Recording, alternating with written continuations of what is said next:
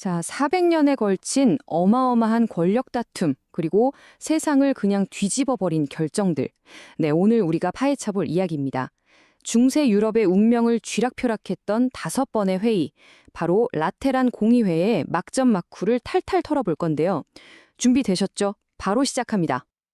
아니, 근데 회의라고 하니까 벌써부터 막 하품이 나오시죠? 저도 알아요. 하지만 이건 그냥 뭐 회사에서 하는 그런 지루한 회의가 아니었습니다. 뭐랄까, 교황이랑 황제, 왕들이 유럽의 운명을 통째로 걸고 벌인 거대한 포커판 같은 거였어요. 진짜로요. 여기서 나온 결정 하나하나가 역사의 물줄기를 그냥 확 바꿔버렸거든요. 그래서 이 라테란 공의회라는 게 대체 뭐냐고요? 아주 간단하게 말해볼게요. 교황이 주최한 중세 유럽판 어벤져스 정상회담이라고 생각하시면 딱 맞습니다. 여기서 땅땅땅 하고 결정된 법 하나가요. 웬만한 나라 법보다 훨씬 더 강력한 힘을 가졌고요. 심지어 우리 같은 평범한 사람들의 하루하루 그 일상까지 완전히 뒤바꿔 놨습니다. 자, 그럼 이제 이야기의 제1막을 열어보겠습니다. 주제는 바로 독립입니다. 교회가 우리 더 이상 황제 꼬북노를 못 해먹겠다라고 선언하면서 벌인 아주 길고 처절했던 싸움의 시작이죠. 지금 보시는 이 구도가요, 바로 당시에 살벌했던 권력 다툼, 그 유명한 성직 서임권 투쟁입니다. 말이 좀 어렵죠? 쉽게 말해서 이런 거예요. 황제가 교회를 자기 회사 인사팀 다루듯이 한 겁니다. 어이, 저기 주교 자리 비었네? 내 사람 안 쳐? 이런 식이었던 거죠. 그러니까 당연히 교황은 우리 인사는 우리가 알아서 해! 하면서 정면으로 들이받은 거고요. 그리고 드디어 교회가 황제한테 아주 제대로 한 방 먹입니다. 보름스 협약이라는 이름의 평화조약을 맺고요. 이걸 제1차 라테란 공의회에서 공식적으로 선포해버린 거죠. 이게 그냥 서류에 도장 쾅 찍고 끝난 게 아니에요. 이건 뭐 교회의 주인은 황제가 아니라 교황이다 라고 전 유럽에다 대고 외친 교회의 독립선언문이나 마찬가지였습니다. 자, 이제 바깥에 있던 가장 큰 적인 황제를 딱 눌렀어요. 그럼 이제 뭘 해야 할까요? 그렇죠. 바로 집안 단속입니다. 1차, 2차 공의회는요, 부패로 막 썩어가고 있던 교회 내부를 아주 싹 대청소하는 데 집중했어요. 성직자는 결혼 금지, 돈으로 자리 사는 거 절대 안 돼, 우리 편 아닌 다른 교황 지지하던 세력들 싹 다 정리해. 이렇게 내부 기강을 아주 빡세게 잡은 겁니다. 그리고 제3차 공의회에서 진짜 신의 한 수라고 불릴 만한 규칙이 하나 나옵니다. 바로 이 숫자 3분의 2예요. 이게 뭐냐? 앞으로 교황은 추기경 3분의 2 이상의 동의를 얻어야만 뽑힐 수 있다.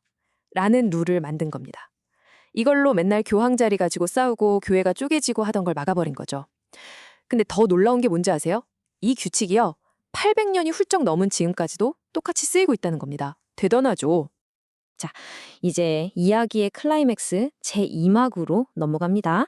교황의 힘이 그야말로 하늘을 찌르던 시절, 교황권의 최전성기죠. 바로 교황 인노첸시오 3세가 열었던 제4차 라테란 공의회입니다. 이 시점의 교황은요, 뭐 거의 유럽 전체의 황제나 다름없는 존재였어요. 이 숫자 70, 이게 바로 4차 공의회의의 어마어마한 스케일을 보여주는 증거입니다. 회의 한 번에 무려 70개나 되는 새로운 법을 통과시켜버린 거예요. 결혼 문제부터 세금, 교육, 심지어 전쟁까지. 당시 유럽 사람들 삶에 영향을 안 미치는 분야가 없었다고 보시면 됩니다. 이건 뭐 거의 법률 혁명이었죠. 그 70개나 되는 법 중에서도 신학적으로 가장 핵심적인 결정이 바로 이 성변화 교류였습니다. 이게 뭐냐면요, 우리가 미사 때 보는 그 빵하고 포도주 있잖아요. 그게 그냥 상징적인 의미만 있는 게 아니라 진짜로 정말로 예수님의 몸과 피로 그 본질 자체가 변한다는 거예요. 이건 상징이 아니야, 진짜야! 라고 공식적으로 도장을 꽝꽝꽝 찍어버린 거죠. 이걸로 오늘날까지 이어지는 카톨릭 신앙의 핵심 정체성이 확립된 겁니다. 자, 그럼 이런 결정들이 저나 여러분 같은 평범한 사람들, 우리의 삶을 어떻게 바꿨을까요? 와, 이건 뭐 엄청나게 바꿨죠. 이제부터는요, 1년에 최소 한 번은 무조건 고해성사를 해야 합니다. 의무예요.